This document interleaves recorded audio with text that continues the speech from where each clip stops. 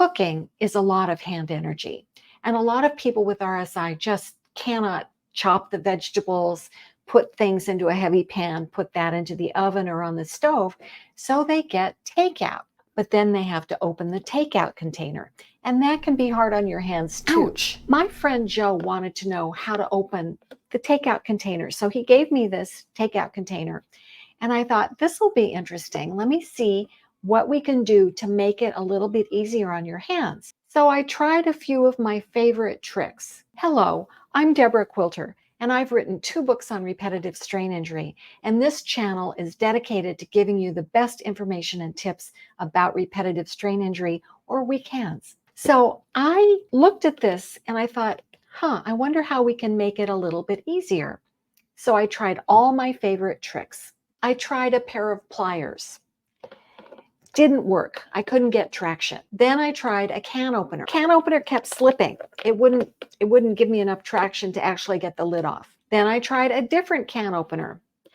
This one could have worked because I could get it sort of under the lip. It would be better if this part were thinner and the top part was wider, so I wasn't making an indentation into the top of the lid.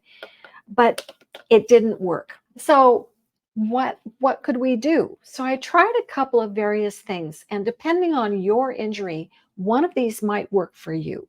So let's look at how you can open the top of this container. You can use an overhand grip where you reach forward, press down with the heels of your hands, grab the top of the lip, push down and pull up, and that'll take the lid off. Or see this little rim here?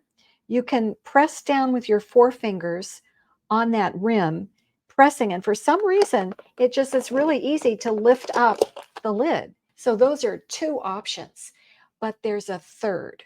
I'm calling it the nuclear option if these other ones don't work for you. You take scissors and then you cut, but don't cut straight in because it's not going to get you anywhere.